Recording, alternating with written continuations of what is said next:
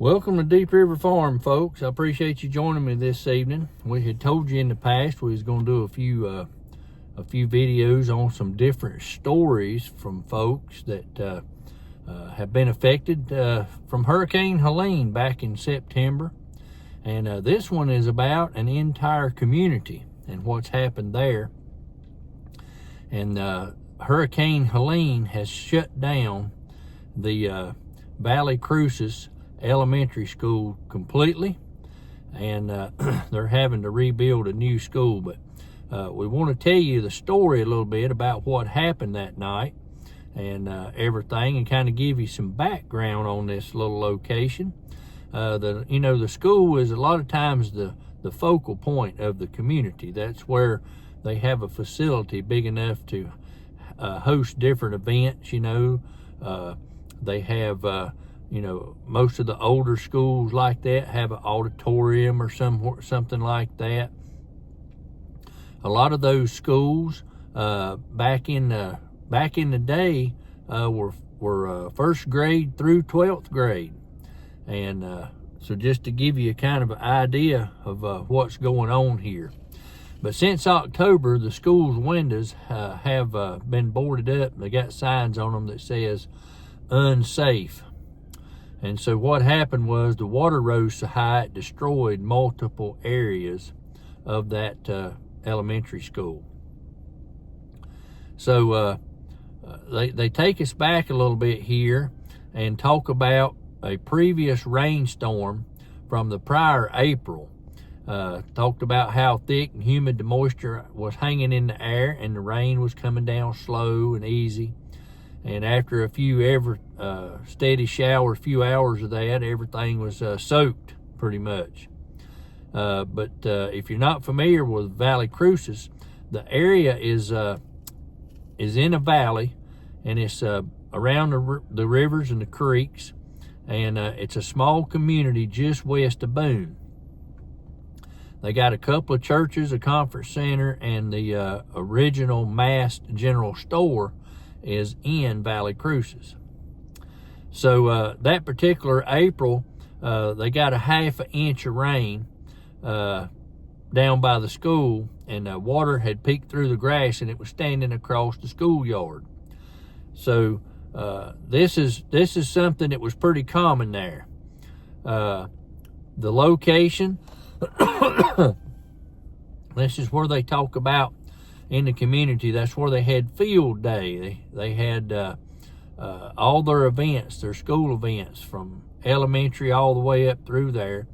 And this person that's telling this story was talking about how they had graduated from Valley Crucis School and had 4 children currently enrolled there. So this facility was extremely old but well built. And they said that all the memories they have of school is in that one facility. Every blue ribbon, every achievement, everything that happened during their childhood was in that school. That's where they played ball at. That's where they went to school. That's where they had field day. That was where they had, different gatherings and things. But the school was built in a notorious floodplain, and the school was no stranger to a couple of inches of water. And they remembered that as a kid having to wear boots because they knew puddles would be all over the schoolyard, and the schoolyard would be standing in water. But when Helene hit and that 27 inches fell at that location, that was a whole different ball game. They tell the story that the night before the hurricane wiped through western North Carolina, that the school was not empty. A few maintenance workers from the Watauga County schools, the superintendent of the schools actually was there, the principal of the schools, and they stayed well into the night using vacuums to suck water out of the school, gallon after gallon. And about 2:30 a.m., one of the people there from the school system left, and hoping the others would go ahead and follow. But one of them stayed and to pump the water out of the building, and then when the power went out, all of the vacuums they was using for suction shut off, and the building went dark. So that's the little history of what happened in there. And basically any items that were safe to recover were relocated to the front room of the school after the hurricane, and that would be a lot of the books and boxes, instruments, anything that were stacked in small rooms and things labeled waiting to be claimed. They gathered them up. There were a handful of teachers that was able to retrieve some small personal items, not a whole lot from the classrooms once the storm had passed, and many of them lost everything. So this is another instance, folks, where the building was flooded. And you know how school teachers are. They pretty much, they don't ever get enough money to do what they need. So they have to, a lot of them buy out of pocket. They pay for school supplies and construction paper and just different things. They have to, a lot of them have to buy their own bookshelves in the classrooms and things like that, just to be able to teach, because the state don't supply what's needed. And I can vouch for that. That's a definite thing that the teachers a lot of times pay out of pocket. You know, they struggle to make it as it is because of the lack of pay, especially in the state of North Carolina. But there was a teacher there, the last 25 years, was finally able to say goodbye to her classroom and take home the few belongings that she could. Nothing could prepare her emotionally or mentally for that moment. So they basically, you know, they knew there was a storm coming, but they had no idea it was going to be like it was. And a lot of them, you know, nobody was prepared to that was going to be the last time they would ever enter the school. And the teacher talked about that was really it. She said, that was the last time I'd be going into my classroom. The school, the Valley Crucis School, it serves about 400 students, and this is from kindergarten to 8th grade. And the original school building was constructed in the 1930s. And due to the school's frequent flooding, the county broke ground on a brand new school building in December of 2022, well before the storm, just a couple of minutes up the road from where the original school stood. And this was a brand new 78,000 square foot building. It was about 3 months from being completed when the hurricane hit, and the hurricane even set back the construction of that building. And, you know, it's just a mess. But every classroom has one wall entirely made of glass, and ceilings are constructed from locally sourced natural wood. The school's construction was halted about during the hurricane and afterwards, because about 2/3 of the building flooded from the hurricane. And they said the projected cost of the damages was well over $100,000. And they just couldn't get the school done any faster. And now they're still going. There's been a lot of remote learning and stuff out of that school because they had nowhere to go. Then they was able to go to different locations in the town. The conference center, it was built in the late 19th century as a mission school, and it served the community as many things, including a centerpiece for a place of worship and a makeshift refuge for the flood victims. Now the center's rooms are crammed with desks and chairs because this is part of where some of the students are having to go to school, and this is where they were displaced to, and this is now occupied by students each day. It was very important to get for her, let me get it spit out here, to get the grade levels kept together as much as possible after the storm, so that the students did not have to be placed online for remote learning or farmed out to other schools in different areas.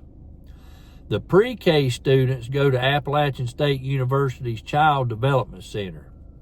Kindergarten and first grade are located in the basement of the Episcopal Church. and it sits right next to the conference center. The church also holds the school's offices, the staff, and the school nurse. The middle school students attend classes at Caldwell Community College. The grades 2 through 5 all go to the Valley Crucis Conference Center, and that holds anywhere from 16 to 22 students. So that tells you, folks, what happened there. The schools had to make a lot of adjustments. The county school systems had to find locations relatively close by, and the churches, the conference centers, the community college, and the local Appalachian State University have all graciously agreed to house these and prepare places for these kids to have a learning opportunity and not be forced out remote or to a different county. The new school environment took some getting used to with all these kids going to these different locations. And you can imagine the transportation issues with the buses and things, having a place to be able to pull in safely and get all these kids and things. So that was another hurdle. The old school is where they try to get everybody for a transportation hub for all buses because of the safety issues. The students are dropped off at that school each morning and funneled into large tents propped up in the parking lot, and they get another little bus that runs them over to the other locations. The new bus schedule, the classes lose about 45 minutes a day because of the way they're having to do, and they lost 18 days completely after the storm, and then several remote days due to that bad weather. So it's been quite an adjustment for the kids and everything. But they was talking about how the school, when they found out, the community was just devastated when they found out how the school fared during the storm, and it would have to be shut down permanently because of all the damage and stuff. So it's been a big hit to that community for them to lose this pretty much an icon, a staple of their community. Not only did a lot of them lose their homes and things, but when I went up into that area the first time, I found Samaritan's Purse working on the church up there. It had been flooded. This was the Methodist Church, United Methodist Church, right there in Valley Crucis, and they were working on pulling out the pews and everything that was inside there, trying to get everything dried out. So this hurricane, folks, is pretty much devastated areas like this, small communities like this. Not only the homes, the businesses, but the churches, the schools, you name it, it has affected it. And this will be something that I'm probably quite sure that this school will have to be completely taken and bulldozed because the mold and the mildew and things like that. And they may try to save a part of the school, for like a community center or something, because that's where they gathered. When they had neighborhood events and stuff, it was all gathered at the school. They went all the way through right there, pre-K, elementary, middle, and all of that right there. So anyway, folks, I thought that'd be something you might be interested in about the old Valley Crucis School having to be completely shut down due to the hurricane. And they were in the process of building that new school, but you know how that goes. Things happen, and then it had a big setback, and all these kids had to, parents had to, come up with something, and the school administrators did, it sounds like, a good job getting these kids into locations extremely close to that school to be able to provide a drop-off point for the buses, and then load them into smaller buses and things that could get into these other locations where they weren't built to house a school bus. folks, we're going to have some more stories coming up on some different things like that. And just to let you know, we're going to be talking about Foxtrot Echo Mike Alpha. We got some information on that, and also on the North Carolina state monies and how some of that has worked out. That will be a lengthy video, but it's going to be packed with a lot of information that you're going to be interested in. And it's some interesting stuff about that and what we have found here. And it all boils down to, where's the money? And we'll just put it that way. Also, folks, check the post on the home page of Deep River Farm. We're going to be posting some different things. So you want to keep a check on that tab as well. I appreciate you joining me today here on Deep River Farm, and I hope everybody has a blessed day.